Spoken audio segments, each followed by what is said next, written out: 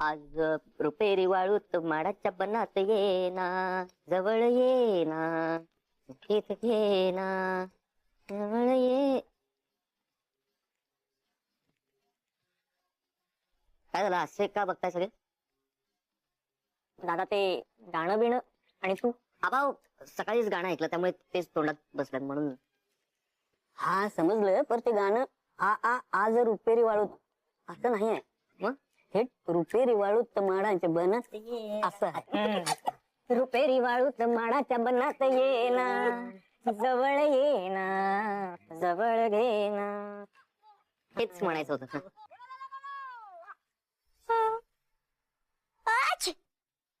अरे काय चाललंय काय तुमचं? काही नाही आबा, मला शिंक आली. हे समजलं, पण तुझा नवरा इकडे गाणं गातोय, तिकडे तू शिकायल्यास आणि ते बी आ करून गाणं म्हणायलाय आणि तू बी आ करून शिकायली. काय तर गोंधळ आहे बघ. आबा मला वाटतं दादाच्या घोरण्याचा काहीतरी प्रॉब्लेम असावा. आबा बघा बघा, घोरण्याचा विषय काढला तर दादा कसा वैतागतोय. अजून तुझ्या पाठी घोर लागलेला नाही तरी बी घोरतेस रे. अद्वैत, मला असं वाटतं तू योग करायला पाहिजे. अरे त्याच्यात श्वसनाचे काही व्यायाम आहेत, त्याने बरं वाटेल तुला. अद्वैत, निलगिरीचं तेल आहे ना ते चांगलं, म्हणजे रात्री रुमालावर घेऊन ते हुंगत झोपायचं.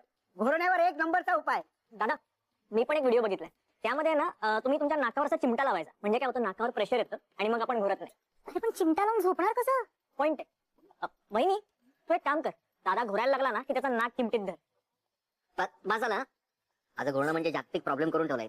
बरोबर आहे. उगाच चिडू नका त्याला. नाहीतर काय उगाच बोलतात मला ऐकून घेतो म्हणून. बर अद्वैत, मी काय म्हणतो, तू 2-2 थेंब तेल घाल तुझ्या नागपुडीत गरम गरम. हा बा, आता तुम्ही सुद्धा सुरू झाला. अरे खरं तेच सांगतोय. नाही, तुमचं हे सगळं वाढण्याआधीच मी पटकन नाश्ता करतो आणि निघतोय. अरे काय ग त्याला, मला सांग, काल रात्री नक्की अद्वैतच्या घोरण्यामुळे झोप झाली नाही का ग? नाही, आमची झोप झाली नाहीये, पण ती अद्वैतच्या घोरण्यामुळे नाही. मला असं म्हणायचं होतं की रात्रभर म्हणजे अद्वैतने झोपूच दिलं नाही, त्यामुळे मग झोपच झाली नाही. अरे काय चाललंय काय तुमचं? काही नाही आजोबा, तुमच्या गोळ्या. हा हाय लक्षात. बर कला, मी काय म्हणतो, आज तू ज्वारीची भाकरी कर. तुझ्या हातची ज्वारीची भाकरी म्हणजे लय भारी असते. मी आज ज्वारीची भाकरी, तूप आणि ठेचा खाणार आहे. हो लगेच कर. मी ब्रेकफास्ट केला नाही तर कोणाला काहीच फरक पडला नाही. सगळ्यांना फक्त अद्वैत आणि कलाचीच काळजी असते. या कलामुळे आज मला भरल्या ताटावरून उठायला लागलं. हे समजतं तरी काय स्वतःला? आता तर मी हिला सोडणारच नाही. कला, तू भाकरीचं बघ, मी यावर पे करतो सगळं. रजनी मॅडम अजूनही चिडवताय तुम्ही. अगं नाही ग बाई, मी तुला खरंच सांगते, तू भाकरीचं बघ आणि नंतर थोडासा आरामही कर. मी बघते. अद्वैत, तू आता ऑफिसला जाणार आहेस ना? आज मी पण येतो तुझ्या बरोबर. अरे माझी गाडी सर्व्हिसिंगला दिली ना, आपण एकत्र जाऊ. हो काका, चालेल. ऍक्च्युली मला काही डिझाईन चेक करायचे आहेत. आई तिथे बेंगलोरला आहे ना, तर बेंगलोरमध्ये आपल्या मार्केटिंग टीमची मीटिंग, तर तिला डिझाईन्स हव्या. अरे अद्वैत, वहिनी बरोबर काल दिवसभरात काही बोलणं झालं नाही. कसं काय चालू आहे तिकडे? मीटिंग वगैरे सगळं ओके आहे ना? हो, आपल्या डिझाईन्सला खूप पॉझिटिव्ह रिस्पॉन्स. इनफॅक्ट आज मिस्टर स्वामीनाथन बरोबर काही मीटिंग्स लाईन अप आहे आणि डिटेल रिपोर्ट आपल्याला नंतर कळेल. मग असं करतो, माझा मीच जातो. इकडच्या क्लायंट्सना सुद्धा काही गोष्टी द्यायच्या आहेत, म्हणजे असं व्हायला नको, नवीन क्लायंटकडे बघताना जुने क्लायंटकडे दुर्लक्ष नको व्हायला. Sounds good. स्वतःलाही खूप शहाणी समजते ना. आता हिच्या भाकरीवर पाणीच सांडते. केलेल्या कामावर पाणी फिरवणं म्हणजे काय याचा अर्थ आता समजेल हिला. बघू खूप वाजलं का ग? Sorry, I am so sorry. अरे देवा, हे काय झालंय? मला फक्त भाकरी खराब करायची होती, पण हिला भाजलंय. कला ऐक, सावकाश, तुला भाजेल. ऐक ना, आपण पाण्याखाली हात धरूयात. So sorry. ये आपण पाण्याखाली हात धरूयात. त्याला खूप भाजलंय का ग? खूप अगं, I am sorry, I am extremely sorry. बघा ना रजनी मामी, कलाला खूप भाजलंय. अगं बाई, केवढं भाजलंय हे? कला घाबरू नकोस, खूप खूप दुखतंय का ग? अगं कसं झालं? अहो रजनी मॅडम, एवढं काहीच नाही झालंय. मी भाकरी तव्यावर टाकत होते तेव्हा भाकरी सटकली आणि हात तव्यावर बसला. 5 मिनिटं द्या मला, मी बसते जरा आणि लगेच भाकऱ्या करते. काहीही गरज नाहीये, तू पहिले रूम मध्ये जा आणि ह्याला मलम लाव. हा चल. अहो रजनी मॅडम, पण भाकऱ्या मी बघते काय करायचं ते. मी तुला सांगितलं ना, जा चल. पण अहो कला, चला ते बंद करा, चल मलम लाव आणि त्याला. हो ही अति आगाऊ जर खरंच डिझाईनचं काम चोरून करत असेल तर तिने इथेच कुठेतरी डिझाईन्स लपवली असतील.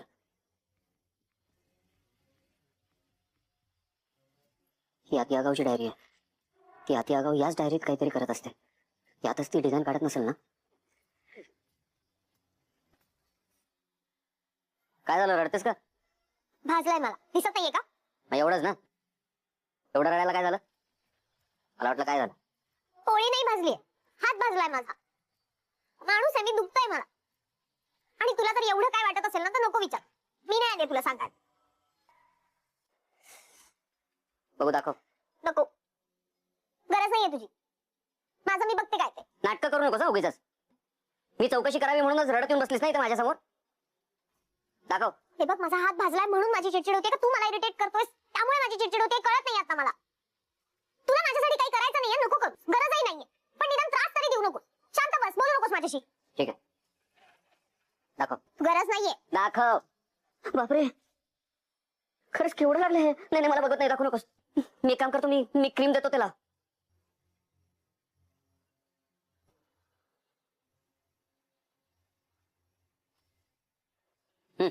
थँक्यू. माझ्या मदतीशिवाय कुठलंच काम होणार नाही तुझ्याकडून. दे इकडे. नको, क्रीम दिलंस हेच खूप आहे. थँक्यू. नाही, तू हाताला लावतेस मला, पण त्याबरोबर माझ्या बेडला पण लावशील. दे इकडे. एका हाताने उघडते. बघू.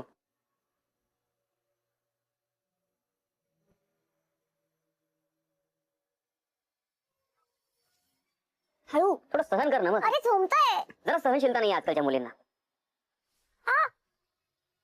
चांदेकर जळतोय हात माझा. हात ओ, सोड. थांब जरा. चांदेकर सोड. अरे सावकाश. अरे हात जळतोय माझा. थोडं सहन कर ना मग. काय चांदेकर सोड मला. चांदेकर सोड मला. काय दारा बाहेर कोणी असेल तर त्यांना काय वाटेल. काय सॉरी, जळतोय माझा हात. थोडस होणार ना आता. तू काय लावलंस? एवढं कळणार नाही का मला. क्रीम लावलंय मी तर स्पष्ट लिहिलंय पेन रिलीफ फॉर मसल एक, बॅक एक आणि नेक. म्हणजे मला खरंच वाटलं मला वाटलं की चांदेकर काहीतरी अरे काहीतरी कर म्हणजे मला सुचत नाही काय. एक सेकंड, दे हात दे इकडे. अरे पुसू तरी दे. थांब. ओरडू नकोस. चल आपण डॉक्टरांकडे जाऊ. चल लवकर. मला फोन. एक सेकंड थांब.